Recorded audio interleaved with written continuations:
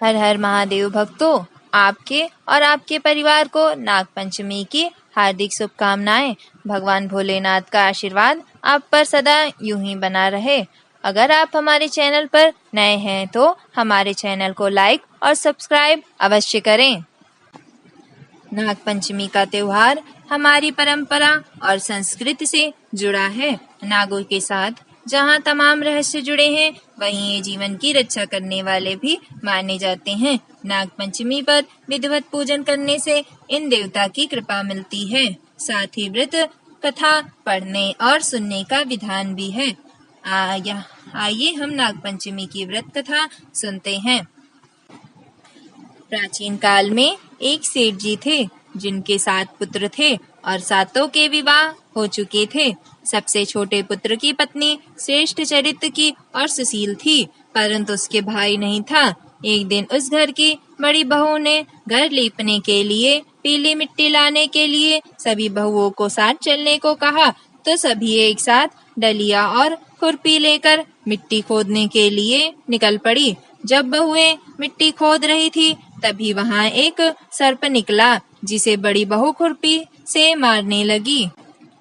यह देखकर छोटी बहू ने उसे रोका और कहा, इसे मत मारो, यह बेचारा निरपराध है। यह सुनकर बड़ी बहू ने उसे नहीं मारा।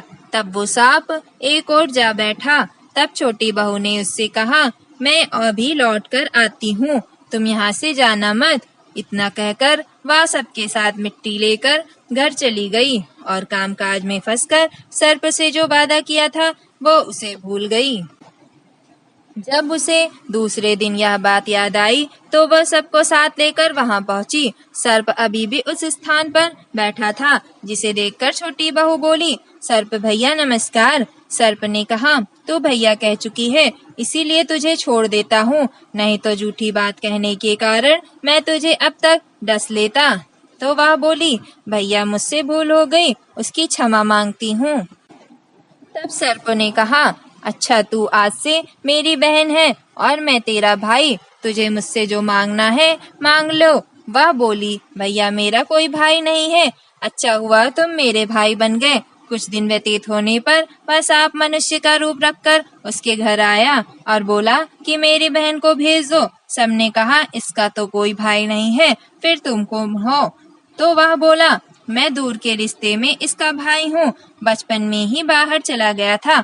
उसके विश्वास दिलाने पर परिवार के लोगों ने छोटी को उसके साथ भेज दिया। उसने मार्ग में बताया कि मैं वही सर्प हूँ, इसीलिए तू डरना मत और जहाँ चलने में कठिनाई हो वहाँ मेरी पूंछ पकड़ लेना। छोटी बहू ने वैसा ही किया और इस प्रकार वह उसके घर पहुँच गई। सर्प के घर के धन ऐश्वर्य को देखकर वह चकित हो गई। इस प्रकार से वो उसके घर में रहने लगी। एक दिन सर्प की माता ने उससे कहा, मैं एक काम से बाहर जा रही हूँ, तू अपने भाई को ठंडा दूध पिला देना। उसे इस बात का ध्यान ही नहीं रहा और उसने सर्प को गर्म दूध पिला दिया, जिससे उसका मुख जल गया। यह देखकर सर्प की माता को गुस्सा आ गया, परंतु सर्प के समझाने पर वह चुप हो गई।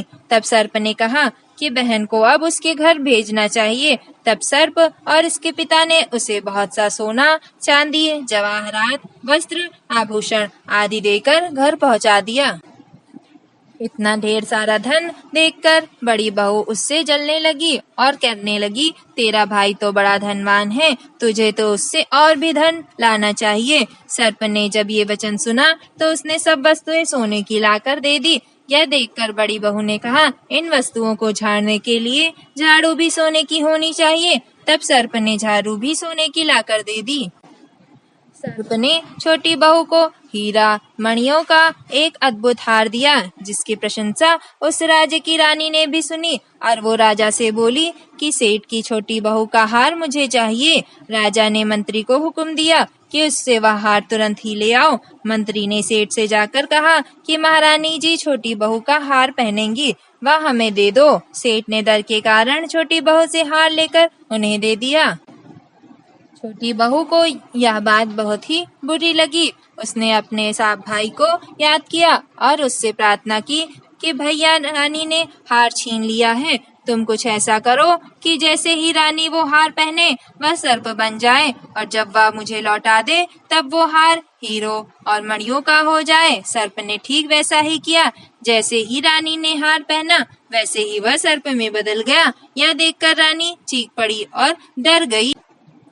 यह देखकर राजा ने सेठ के पास खबर भेजी कि छोटी बहू को तुरंत भेजो। सेठ जी स्वयं छोटी बहू को लेकर राजा के दरबार में उपस्थित हुए। राजा ने छोटी बहू से पूछा, तूने क्या जादू किया है? मैं तुझे दंड दूंगा। छोटी बहू बोली, राजन धृष्टता क्षमा कीजिए, ये हार ही ऐसा है कि मेरे गले में हीरे और मोतियों का रहता है, और अगर इसे कोई और पहनता है तो ये उसके गले में सर्प बन जाता है।